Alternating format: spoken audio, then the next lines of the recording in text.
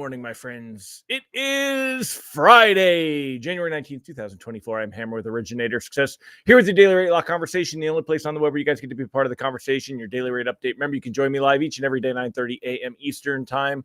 Love having you here live. It's going to be a short one today, but not a lot to talk about. But anyway, love having you here live, like Mallory Fotiadis and Brandy Brickler. Brandy Brickler liking the text updates. Which text, Brandy? The ones that have the daily rate text or just the one that tells you that I'm live? I didn't know which one you're talking about. Also, don't forget you can be watching on the replay. You can watch it. This thing stays up on Facebook and YouTube, so you can watch it anytime if you are watching it after it's live. Do me a favor, just throw hashtag replay in the comments. Let me know that you were here, and then fast forward to the good part, right? Don't forget to smash that like button, tag an hello friend, share us in a group. If you're on YouTube, subscribe, get the thumbs up, make some comments. Certainly helps things. The going live updates. Good. Glad that they're working for you. So anyway, my friends, let's dive into the screens and talk about what's going on this morning. And then I'll give you some more of the good stuff. Mortgage-backed securities down about 3 basis points to start the day. Ended the day yesterday pretty much flat. We are catching on to a bit of a flat point here. I want to zoom in on this, right? Let's go ahead and do this to 3 months. I'm going to take a quick screenshot, and I want to show you when we look at the charts, there is some hope that we could argue that, hey, we're going to go ahead and we're seeing kind of a, let me change the color of this one so it's a little easier to see. Let's make it yellow. There you go. We could argue that we've got a bit of a support level here and that we're holding here, but I don't give this support level a lot of credibility. I don't think it's going to hold up too much, but it's likely to at least kind of hold up for today, and we'll see where we go next week. We could get a little bit of a bounce from this. There's not a lot of argument that we won't, but if we do get a bounce, we don't have a lot of room for improvement. We don't have a lot of reason for improvement. If we do drop down from here, where do we go next? Well, basically, we're going to be coming up right around where we get this 200-day moving average, this purple line that you see right here, this little thin purple line. And we've had some past level here. So we would basically draw a line right about here. And that would be our next point. And that's right around 90. Where is that? That puts us, let me see. What is the 200-day moving average today? 200-day moving 98.80. So that puts us around 98.80, which is, believe it or not, that's about 80 basis points lower than where we're at today if we were to go ahead and drop to right about here. So that's where we could continue to go down to next week. 80 basis points on here basically means if we're looking at rates, that rates go up an eighth, maybe a quarter, when we're looking at rate sheets. So we don't want to see that happen. That'll push us back up to the sevens. But it's possible. Again, everything right now really revolves around markets' expectations of what the Fed is going to do, when they're going to cut, how often, and how soon. And the reality is that March cut still holding a lot more ground than getting credibility for, but it is losing ground, right? So everyone says, oh, they're starting, but remember, we were 75% probability. Markets were pricing in a Fed rate cut in March. That's dropped to 50% this week. We have some PCE data coming in next week, right? I'm pretty sure it comes in next week. I have to double check. Actually, let me not be lazy. Let's look. There is a great resource over here on the economic calendar on MBS Live, which if you want live data is a great service. And I'm going to look at next week. So we've got next week, we've got a 2-year note auction. We've got some PMI data coming out on Wednesday. We've got fourth quarter GDP data coming out on Thursday. And there it is, that PCE data coming out on Friday. So we do have that all coming out next week. Not likely to really turn heads or change minds. That's the thing. We'd have to see some really, really good numbers with the PCE, and the CPI didn't point to that. So otherwise, right now, it's kind of the same thing. When we take a look here, let's see. Bond traders are increasingly convinced. Let me make this bigger for you so you guys can read this with me. And let's put this over here, and let's put this side by side. All right. Bond traders are increasingly convinced the inversion in U.S. yields, remember where the 2-year is actually a higher yield than the 10-year, is headed towards normalizing, though how and why this will happen will mean volatility will continue. The question being asked is whether yields will sink on the short end of the curve as rate cuts emerge, or whether 10-year yields will rise more in a higher for longer scenario. And this is kind of what we don't want to see. What'll push rates up, mortgage rates up, is if we see 10-year yields continue to rise back up. The Federal Reserve continued to push back against current wagers for rate cuts, with Raphael Bostic the latest to urge caution, given the global uncertainty overshadowing 2024. And then today, we've got Austin Goolsbee and Mary Daly that are going to speak, and it's not likely that we get anything from them that's going to make markets more excited. So keep that in mind. Not something that we're really looking for much love on. As far as what happened with Mr. Bostic, Fed's Bostic urges caution on rate cut amid global uncertainty, looking for evidence inflation still on track at 2%, he said. So I don't know if I'll see the other article that I was reading on my phone. It was from, let me see. Let me grab it on my phone here. Hold on a minute. And see if we can't find it. I was reading it. This is from El Arian. Let's go ahead and let me do a search real quick and see.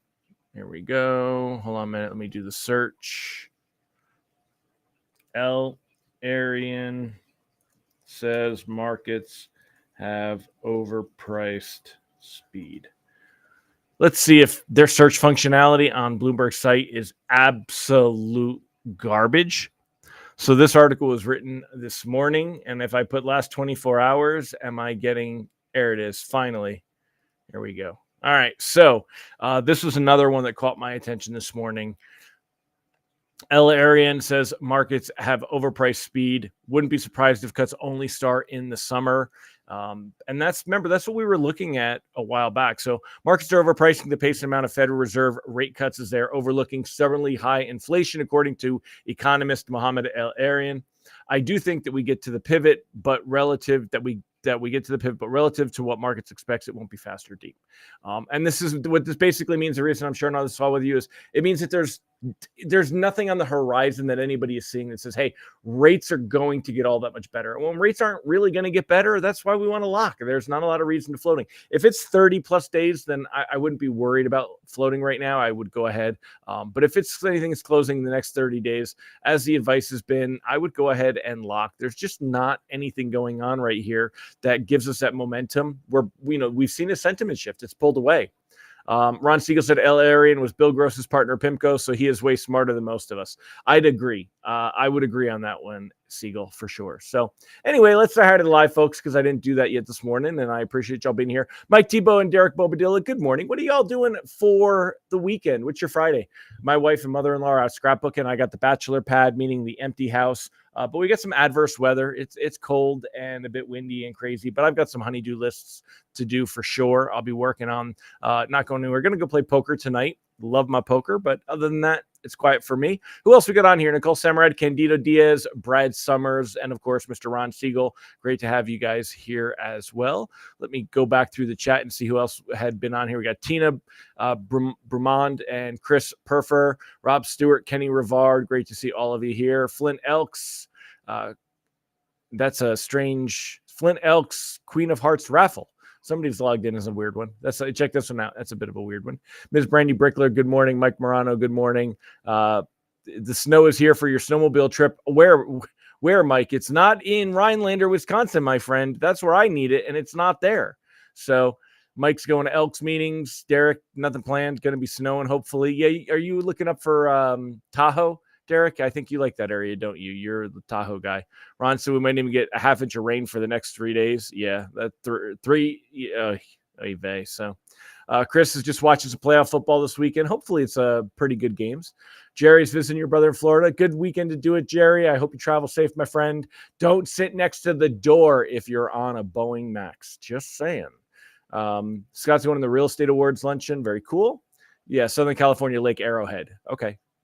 Mike Tebow, 6 inches in Michigan. Push that a little bit west, my friend. Drive that over to Rhinelander because Rhinelander, I am looking for Rhinelander's weather. And I don't think they have any forecast for snow right now. Look at this. Wait, Tuesday, 123. It says maybe some snow. Hopefully it's a huge storm, a big storm with 18 inches of snow. That would be good. But otherwise, they have not even opened the trails yet in Rhinelander. How crazy is that?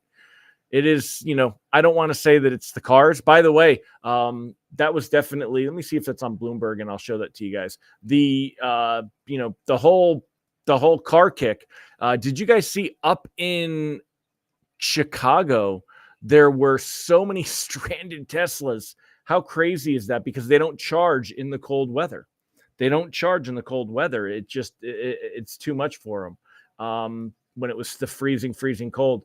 And I'm trying to see if I can find the article, but it was saying that the Ford trucks, the pickup trucks, that they were cutting down to one shift for the Ford Electric Lightning. People just aren't buying them. Here it is. Ford cuts production of F-150 Lightning electric truck. This is all stuff that, has kind of a little bit of an effect on our world in the back end. Very quiet effect, but it does have an effect. Ford said it would reduce the number of workers making its F-150 Lightning truck as demand for the vehicles continues to weaken. People don't want them. My son could have bought one of these, and I told him not to. I don't want to be that guy, but the technology on these is still they're still too first generation, and cars are too expensive to make a mistake like that, and get caught with something that's unreliable or expensive to fix. Ron said Tesla has the highest accident rate of any auto brand, according to a Forbes article. That's probably because everybody thinks the car is going to drive. And you know how I feel about them AIs, my friends. I say HI, hammer intelligence, human intelligence over AI, artificial intelligence for sure. So Ron said go to Buffalo rather. Ron said there might be some snow there. I know. They just need to push it over to Rhinelander. So, all right, my friends, I'm going to wrap it up. Y'all have a fantastic day. Thank you for joining me. Please join me Monday. Remember, we go live each and every day, 9:30 a.m. Eastern time. And I'll see you on Monday. Take care, everybody. Make it a fantastic one. Have a great weekend. Bye-bye.